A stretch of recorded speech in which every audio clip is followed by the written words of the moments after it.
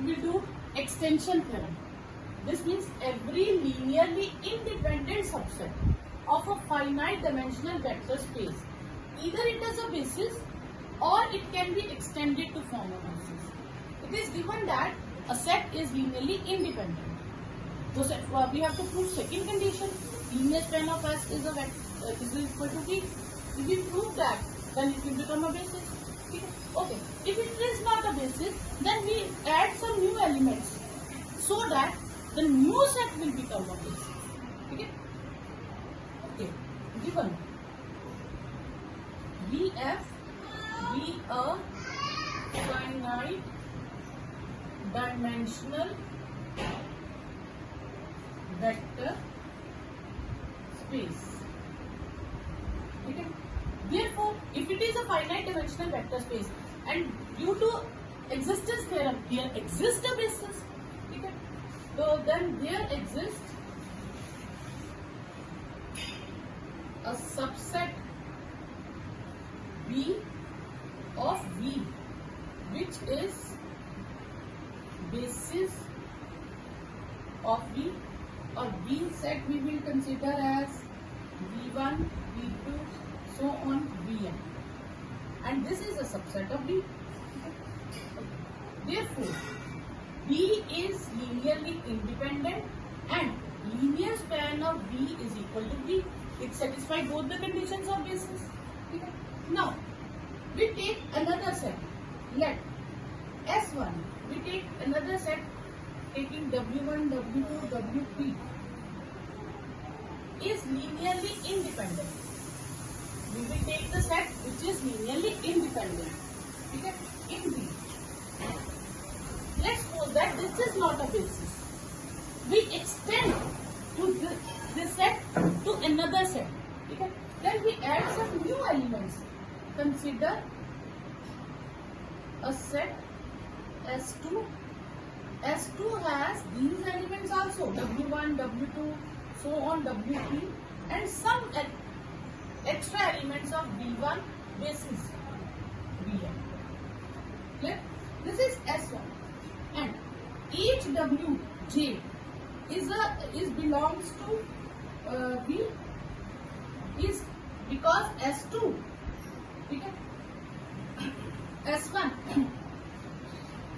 S1 is a part of V, so each Wj belongs to V. Okay? We take subset S1 of V. So these elements are also the elements of set V, subspace V. Wj belongs to V, where 1 is less than, and we will take Wj is less than or equal to, we take as W1, V, W2. Any element, we take it from this. Okay. Because V is basis of V. Okay. And each element of V can be written as linear combination of this. This Wj is the element of V. Then this Wj can be written as linear combination of elements of V. Okay. So therefore, each element of V can be written as linear combination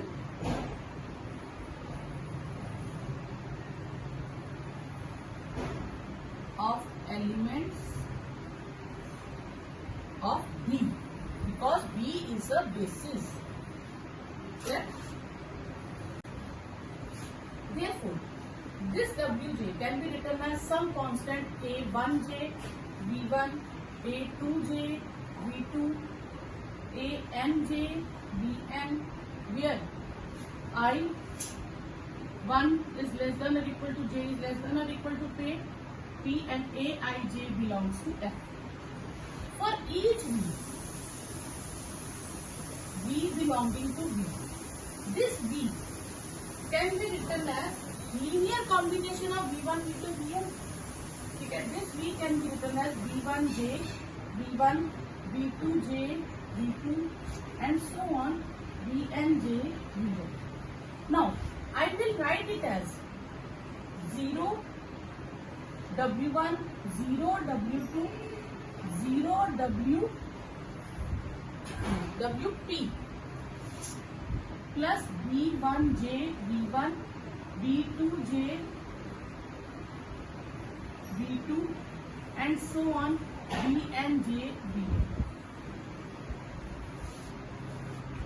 I add W's in this with adding 0. Okay. Therefore, V can be written as linear combination of elements of S2. S2 has W's and V's in that. So therefore, linear V belongs to linear span of S2. Therefore, V is a subset of linear span of S2. Also, linear span of S2 is a part of V. Therefore, V is equal to linear span of S2. Okay. Now, WJ, I will write. Now, first condition is proof for basis. Second condition is proof that linear span of S2 is equal to V. I will prove that S2 is linearly independent. Okay. Then S2 will become the basis. Okay. S2. WJ I can write as A. I will take this as Aij V1, A2J V2, so on A and J. 0 W1, I will write it as like this.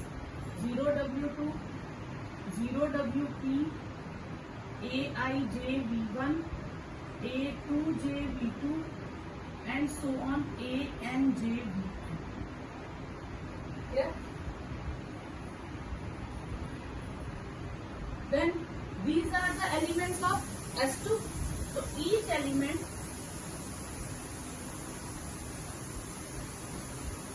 of WJ, okay, it can be written as linear combination.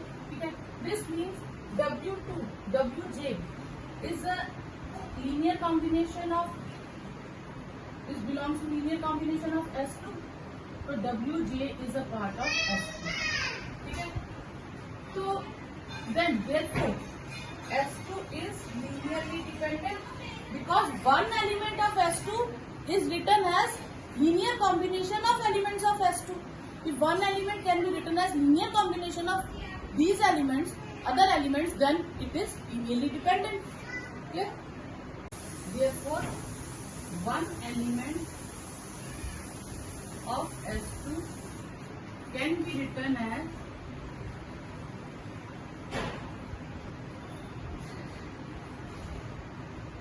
linear combination of its preceding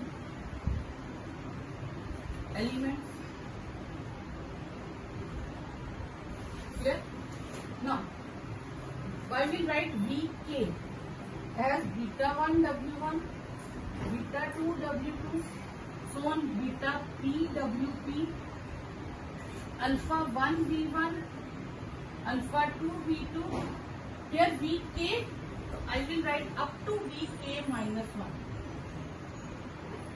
Linear combination of preceding element. If there is V10, so I will take Vn up to V9. Sorry. Okay.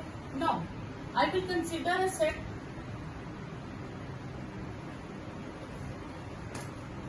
Now, consider a set S3 such that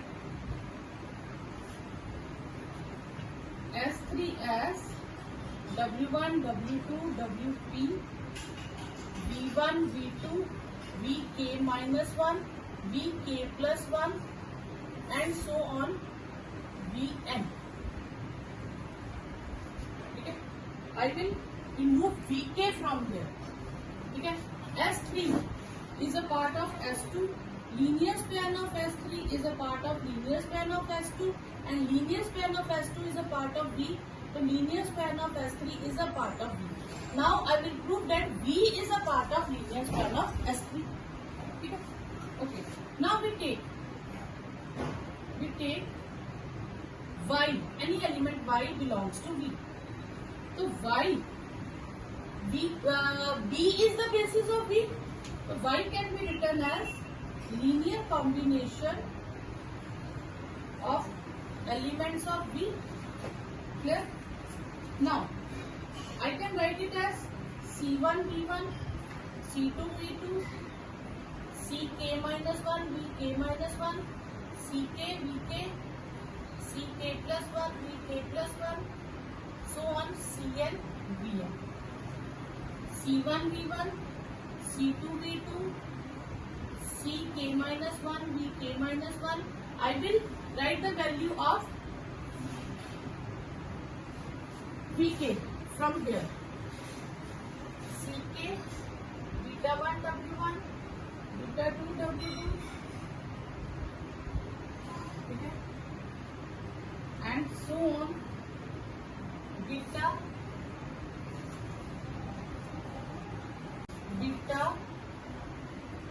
PWP, alpha 1 P1, alpha 2 P2, alpha P minus 1, Pk minus 1, and Ck plus 1, Vk plus 1, and so on, so on, so on, Cn Vn.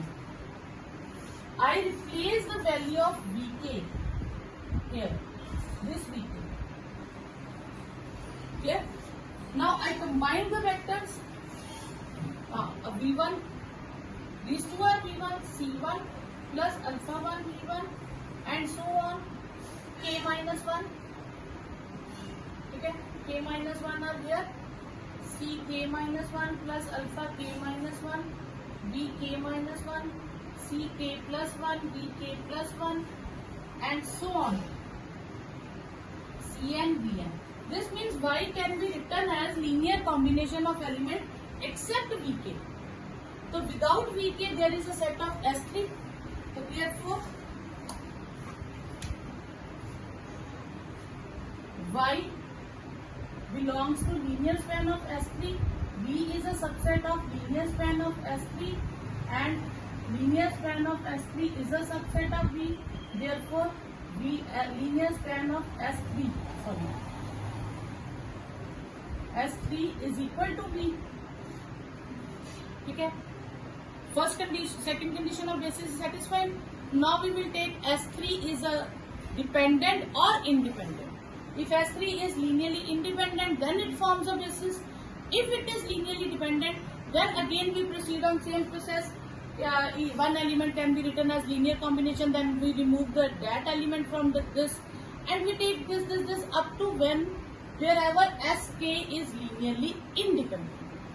Okay. So then two cases arise.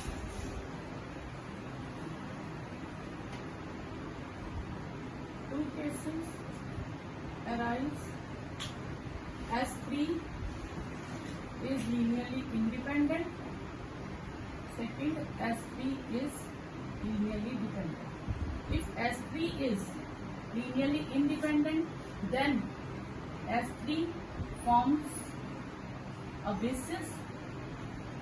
If S3 is linearly dependent, then use same procedure.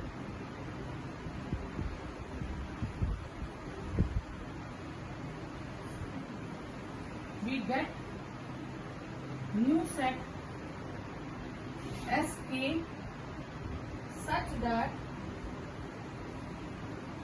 linear span of Sk is equal to V and Sk is linearly independent.